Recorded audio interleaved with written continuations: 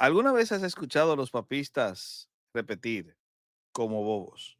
Lista de Ireneo, lista de Ireneo, lista de Ireneo para validar el papado. ¿Qué les pasaría y qué cara pondrían si supiesen que esa lista es una lista trucha? Si quieren saber por qué es trucha, quédese con nosotros. Es común escuchar a los papistas apelar a la lista papal atribuida a Ireneo de León, especialmente en su obra Contra las herejías, libro 3, capítulo 3, para validar la sucesión apostólica de sus papas hasta el mismo Pedro. Hoy matamos ese argumento y esta es la primera bomba de la semana. Esta lista se ha considerado tradicionalmente como uno de los primeros testimonios históricos de una sucesión episcopal romana desde los apóstoles hasta la época de Ireneo, finales del siglo II, y ha sido usada por la iglesia papista como una defensa temprana del primado romano y de la sucesión apostólica. Sin embargo, estudios modernos han detectado varios problemas históricos, teológicos y cronológicos en dicha lista y cuestionan su confiabilidad.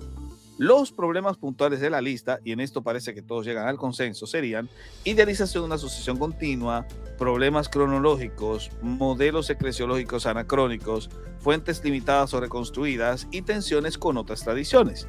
Vamos a explicar cada una de dichas problemáticas y no nos hacemos responsables en este canal de daños y prejuicios, o perjuicios quizás, a su credulidad inocentona y supina ignorancia. Número 1. Idealización. Ireneo busca establecer una línea interrumpida de obispos desde Pedro hasta su tiempo para combatir a los gnósticos, quienes decían tener tradiciones secretas. Pero la lista puede haber sido una construcción teológica o apologética más que un registro histórico exacto. La intención de Ireneo no es hacer historia, sino legitimar doctrinalmente a la Iglesia de Roma frente a las herejías. Número 2. La cronología. Ireneo afirma que Lino fue el primer obispo después de los apóstoles Pedro y Pablo, seguido por Anacleto o Cleto y luego Clemente. Sin embargo, otras fuentes como el Liber Pontificalis, Eusebio de Cesarea o Tertuliano presentan variaciones en los nombres, el orden o el número de los obispos. La cronología de los primeros obispos es incierta y no hay evidencia externa confiable que permita establecer fechas exactas. Algunos obispos pudieron haber sido presbíteros o líderes comunitarios antes de que existiera un modelo monárquico episcopal en Roma. Número 3. Anacronismos. En la época apostólica y posapostólica temprana no estaba aún consolidado el modelo de un solo obispo por ciudad, monarquía episcopal, entendiendo que estoy hablando del siglo I y los comienzos del siglo II. La evidencia entonces sugiere que en Roma existe un colegio de presbíteros o líderes comunitarios, probablemente con funciones episcopales compartidas, y no necesariamente una línea clara de obispos únicos desde Pedro. Ireneo parece proyectar hacia atrás el modelo episcopal de su tiempo. En cuarto lugar, fuentes truchas. Ireneo probablemente usó fuentes orales o listas ya existentes, como la de Gesipo o de la Iglesia de Roma, pero estas fuentes también pueden haber sido selectivas, fragmentarias o idealizadas. Algunos estudiosos piensan que la lista fue construida hacia atrás, es decir, partiendo de los obispos contemporáneos de Ireneo hacia los apóstoles, rellenando los vacíos con nombres conocidos o teológicamente significativos. Y finalmente, las tensiones con otras tradiciones. El lugar de Pedro en la sucesión episcopal no siempre es claro. Ireneo lo menciona como iniciador, pero no dice explícitamente que fue el primer obispo de Roma como lo entiende el catolicismo posterior. Otras iglesias antiguas, como la de Jerusalén o Alejandría, tenían formas distintas de liderazgo y sucesión apostólica, lo que complica la visión uniforme que propone Ireneo. Considerando pues esta situación, podríamos arribar a una primera conclusión. Escuchen bien. La lista de obispos de Roma, de Ireneo, es significativa desde un punto de vista teológico y eclesiológico, pero presenta serios problemas como fuente histórica. No puede tomarse como una prueba incuestionable de una sucesión episcopal ininterrumpida desde Pedro, en el sentido que defiende el catolicismo romano. Más bien, refleja el esfuerzo de la Iglesia del siglo II por consolidar su autoridad apostólica y doctrinal frente a las herejías, proyectando hacia el pasado un modelo que solo se consolidó más tarde. Sin embargo, podemos dar el golpe más rotundo. ¿Cómo? Bueno, continúe conmigo para que pueda saciar su curiosidad. Cuando contrastas a Ireneo con Eusebio y el Liber Pontificalis, encuentras una serie de terribles problemas. En primer lugar, Pedro no aparece como obispo en Ireneo ni en Eusebio. Ireneo comienza la lista con Lino, no con Pedro. Menciona que Pedro y Pablo fundaron la iglesia de Roma, pero no los llama obispos de Roma.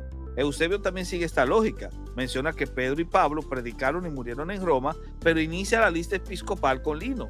Esto contrasta con el Liber Pontificalis, que anacronísticamente coloca a Pedro como el primer obispo de Roma, estableciendo así la base del papado en sentido estricto. En segunda instancia, hay variaciones de nombres y orden. Ireneo parece fusionar o alternar los nombres de Anacleto, Cleto y Anencleto, mientras que en el Liber Pontificalis aparecen como personas distintas en algunos manuscritos, aumentando artificialmente el número. En Ireneo y Eusebio, Clemente es el tercer obispo, pero el Liber Pontificalis lo pone como cuarto. Por último, encontramos una evolución hacia el modelo episcopal.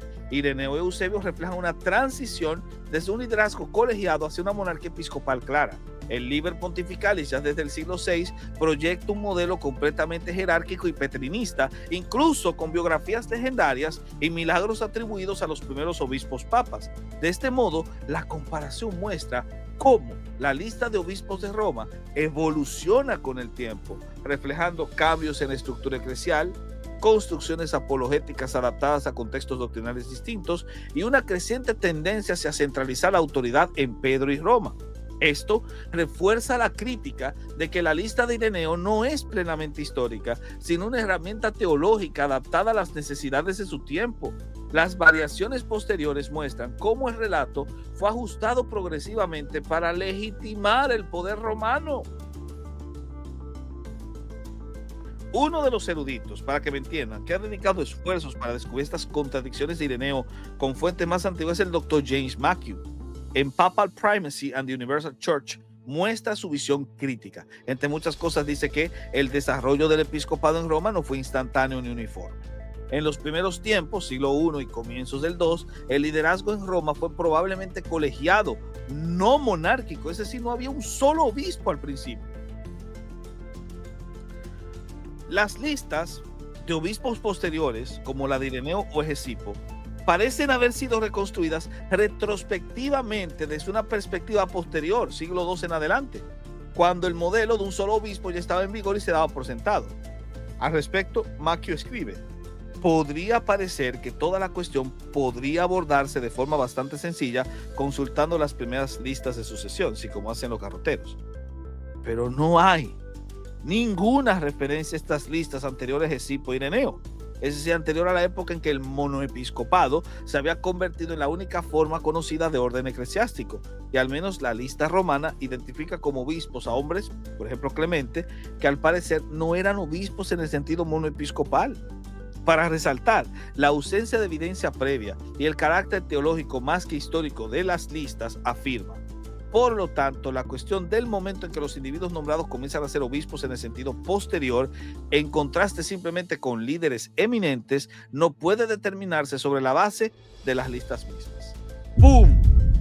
Como no te imaginas ese ¡pum! Porque con esto Mathew subraya que las listas no permiten distinguir claramente entre liderazgo colegiado y episcopado monárquico, lo cual es esencial para evaluar su historicidad. Esto implica que para cuando Ireneo escribe en la década del 190, el monoepiscopado se había vuelto tan evidente que Ireneo podía utilizarlo con fines polémicos. La lista de Ireneo no responde a una reconstrucción histórica neutral, sino que tiene una clara función polémica contra los herejes de su tiempo. Es una proyección doctrinal retrospectiva, hermanos. Mathew advierte sobre anacronismos también, es decir, no se puede asumir que en tiempos apostólicos existía un sistema episcopal romano igual al de los siglos posteriores. Y también observa que Pedro no figura explícitamente como obispo de Roma en los primeros testimonios y que su inclusión como tal es una interpretación posterior basada más en el desarrollo del mito fundacional del primado romano que en datos históricos. Mucho peor, de los obispos de Roma que Eusebio menciona antes de Aniceto, solo conoce el nombre y la fecha de Clemente y Telésforo. Mathew destaca que no hay conocimiento fiable sobre la mayoría de los obispos listados antes de mediados del siglo II, lo que pone en entredicho la precisión histórica de esas listas. Por tanto, el doctor Mathew considera que las listas episcopales como la de Ireneo son reconstrucciones retrospectivas, no registros contemporáneos. Idealizan la continuidad apostólica para legitimar, señores, la autoridad romana frente a las herejías. Incluyen nombres cuya naturaleza episcopal es dudosa, reflejan más un momento teológico del siglo II que una realidad institucional del siglo I. Otra fuente resulta ser Raymond Brown, otro papista que a los garroteros los tiene muy atorados. En su libro Antioquía y Roma, analiza críticamente la lista de obispos de Roma presentada por Ireneo y advierte que las listas episcopales, como la de Ireneo, están teológicamente motivadas. ¿Oyeron? Teológicamente motivadas. Abro cita. Tal lista no debe interpretarse como una simple sucesión de obispos que encabezaron toda la iglesia romana. Es más probable que se trate de una reconstrucción retrospectiva realizada a finales del siglo II. Cierro cita. Brown deja claro que la lista de Ireneo no debe entenderse como una sucesión literal y continua de obispos individuales. Más bien la considera una reconstrucción retrospectiva, señores, basada en necesidades apologéticas del siglo II. Además, señala la ausencia del modelo monárquico episcopal en Roma en el siglo I. No hay evidencia clara de un episcopado monárquico en Roma antes de mediados del siglo II. Esto contradice directamente la noción católica tradicional de una sucesión clara desde Pedro. Brown apoya la visión de que en los primeros tiempos existía un liderazgo colegiado, no un solo obispo. El autor considera que Ireneo usó la lista para fines doctrinales, no históricos. Tal sospecha se descubre con estas palabras.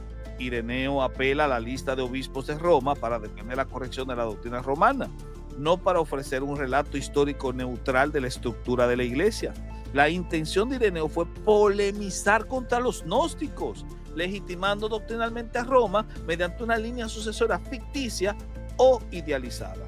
Agreguemos a esto que no hay ninguna indicación de que Pedro funcionara como obispo de Roma en ningún sentido posterior. Tal título es anacrónico. Brown sostiene que llamar a Pedro obispo de Roma es anacrónico y no se encuentra en fuentes del primer siglo. Esta idea surgió por proyección posterior.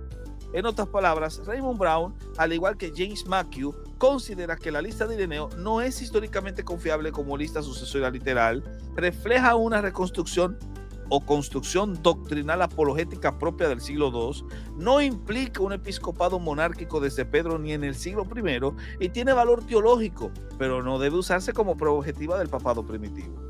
Por otro lado, en From Apostles to Bishops, Francis Sullivan, específicamente las páginas 148 y 149 impresas, trata el asunto de la lista de obispos de Roma atribuida a Ireneo. Dice que la lista de Ireneo no es fiable históricamente, que tiene presencia de errores o conjeturas, que no había un modelo episcopal y que Pedro no fue primer obispo. Entiende Sullivan que sería ingenuo tomar la lista de Ireneo como si fuera el resultado de una investigación histórica realizada según los estándares de la historiografía moderna. Sullivan advierte que la lista no debe tomarse como un registro objetivo ni crítico papista. Es un documento teológico, no histórico en el sentido moderno. Además, es bastante posible que algunos de los nombres de la lista hayan sido resultado de conjeturas o de un esfuerzo por llenar los vacíos de la tradición oral. Vamos, que se inventaron nombres para rellenar espacio. Con esto, Sullivan reconoce que hay nombres insertados sin respaldo firme, lo cual cuestiona la historicidad de toda la lista. Se trataría, queridos, de reconstrucciones retrospectivas, no de datos verificables. Por supuesto, el autor afirma que el modelo de episcopado único no existía en el siglo I, lo que hace anacrónica la presentación de Ireneo de una línea continua de obispos únicos desde Pedro. De ahí que diga, también es muy probable que durante las primeras décadas de la Iglesia romana, el liderazgo fuera ejercido por un grupo de presbíteros obispos en lugar de por un único obispo monárquico. O sea, para que me entiendan, Francis Sullivan, como los otros autores analizados, no considera confiable la lista de Ireneo como evidencia histórica sólida. Él cuestiona su precisión por basarse en tradición oral incompleta y posiblemente conjeturas. Critica su uso anacrónico, proyectando el modelo episcopal del siglo II hacia los tiempos apostólicos y niega que haya habido un obispo único en Roma durante las primeras décadas de la Iglesia. Agreguemos también a Eamon Duffy, profesor de Historia del Cristianismo en Cambridge, en su libro Santos y Pecadores. Allí también analiza críticamente las listas de obispos de Roma, en particular la de Ireneo. Cree que la lista de Ireneo y que Ireneo proporciona no es un registro contemporáneo, sino una construcción retrospectiva elaborada unos 80 años o más después de los hechos. Duffy enfatiza que Ireneo no accede a documentos históricos primarios, sino que reconstruye el pasado desde su contexto del siglo II, cuando ya dominaba el modelo de un solo obispo. De hecho, se alinea con los otros autores acá citados y escribe: no hay evidencia de la existencia de un obispo único en Roma en este periodo temprano. Lo más probable es que la iglesia romana estuviera gobernada por un consejo de presbíteros o ancianos. más claro. Duffy se alinea con lo dicho por Mackey, Sullivan y Brown. El episcopado monárquico es un desarrollo posterior, no una realidad del tiempo de Pedro o los primeros cristianos en Roma. Esto hace inverosímil la idea de una sucesión episcopal como la que describe Ireneo, señores. Pero Duffy no se conforma con esto.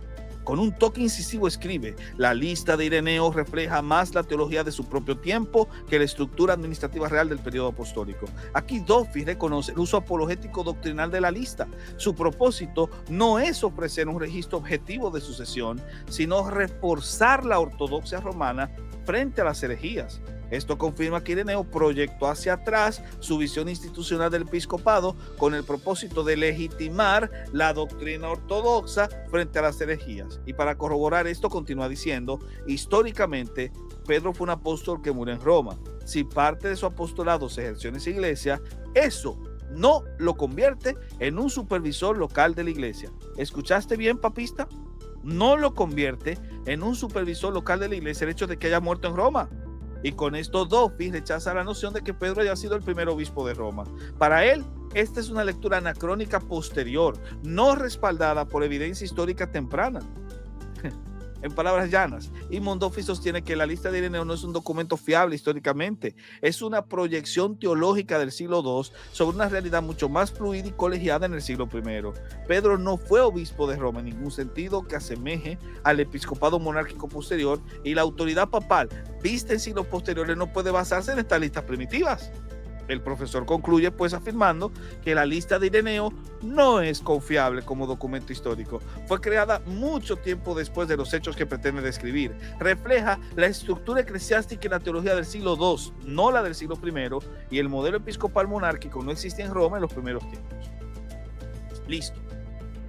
Pero asimismo, en su artículo Was There a Bishop of Rome in the First Century, Duffy niega la existencia de un episcopado monárquico en Roma durante el siglo I. Que la lista de Ireneo es una reconstrucción ideológica lo afirma. Dice que Pedro no fue obispo en ningún sentido formal. Hace una evaluación de fuentes primarias y concluye que contradicen la línea ireniana.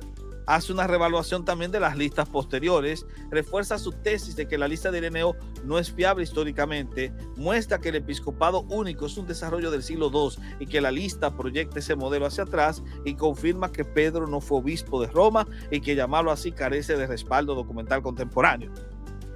En dicho artículo, Duffy argumenta que el modelo de un solo obispo en Roma no se estableció inmediatamente después de los apóstoles, sino que fue un desarrollo posterior.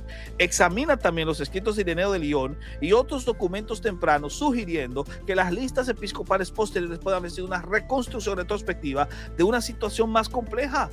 El académico sostiene que la evidencia histórica respalda la idea de una evolución gradual del episcopado en Roma en vez de un liderazgo episcopal claro desde el primer siglo, y a su vez critica la tendencia a imponer interpretaciones teológicas sobre los hechos históricos y enfatiza que la naturaleza apostólica de la iglesia no depende de si hubo un solo obispo en Roma desde los tiempos de Pedro. Por supuesto que para un estudio tan ambicioso como este no nos conformamos con 4 eruditos, y hemos decidido agregar dos autores que fueron mencionados por Brown en sus notas al pie. El primero es un artículo de Walter Ullmann titulado The Significance of the Epistola Clementis in the Pseudo-Clementines. El segundo es otro documento redactado por Maurice Bevenot bajo el título Clement of Rome in Irenaeus Succession List. Comencemos con Ullmann, quien aborda indirectamente los problemas de la lista de obispos de Roma, como la de Ireneo, a través de un análisis crítico de las fuentes pseudo-clementinas y de cómo se manipula la figura de Clemente en dichas obras. Por ejemplo, para que entiendan, la Epístola Clementis proyecta un modelo episcopal posterior. Ullmann considera que estas fuentes no reflejan la realidad del siglo I, sino una teología eclesiástica desarrollada que pretendía legitimar el papado romano a posteriori.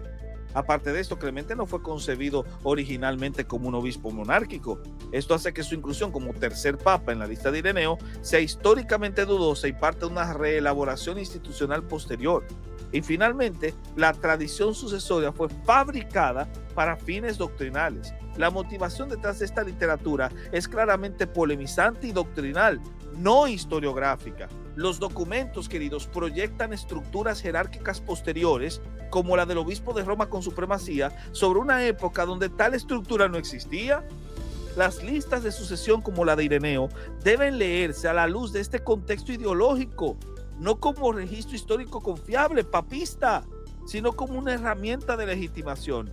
Con ello, Ullmann confirma que las fuentes pseudoclementinas, como la Epístola Clementis, no pueden usarse para probar una sucesión episcopal de Pedro, que son parte de una tradición mítica y teológica, no histórica, y que la lista de Ireneo refleja esta misma tendencia de reconstrucción doctrinal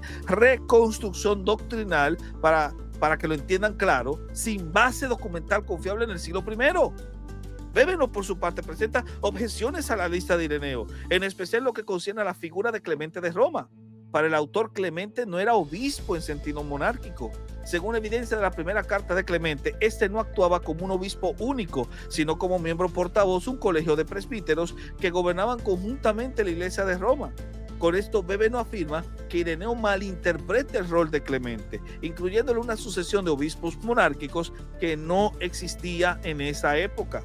Otra cosa, Bébeno muestra que Ireneo, Tertuliano y Epifanio no concuerdan en el orden y la función de los primeros nombres, Lino, Anacleto y Clemente. Tertuliano dice que Clemente fue ordenado directamente por Pedro y fue el primer obispo.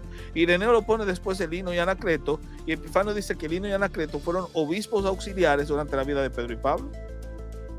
Peor.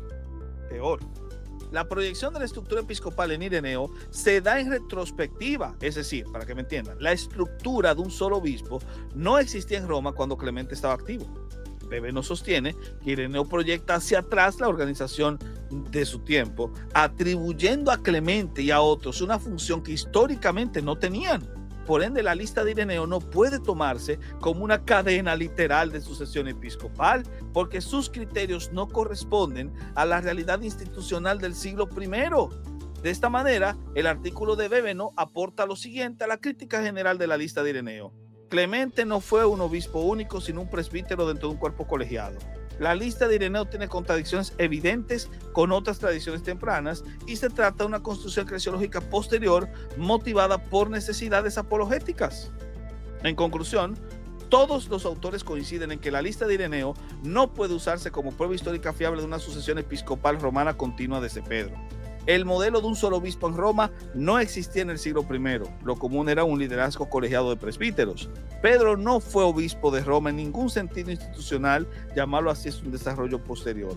La lista sirvió a fines teológicos y apologéticos, especialmente contra los gnósticos, más que como registro histórico, y existen contradicciones, vacíos y nombres de origen dudoso en la lista, lo que evidencia errores y proyecciones ideológicas. Cualquier argumento que quiera plantear el papista no podría soportar el peso de la evidencia que aquí presentamos y refugiarse solo en repetir como energúmenos: la lista de Ireneo, la lista de Ireneo, la lista de Ireneo. Mientras la saliva les babea por la boca, es simplemente mostrar los últimos estertores de un argumento moribundo y un razonamiento tan trucho como Ireneo y sus pobres enlistados. Bánquensela. Y por cierto, con esto que acabo de decir, se acabó que estén preguntando: enséñame la lista de tus pastores que llegue hasta Pedro o que llegue hasta los apóstoles.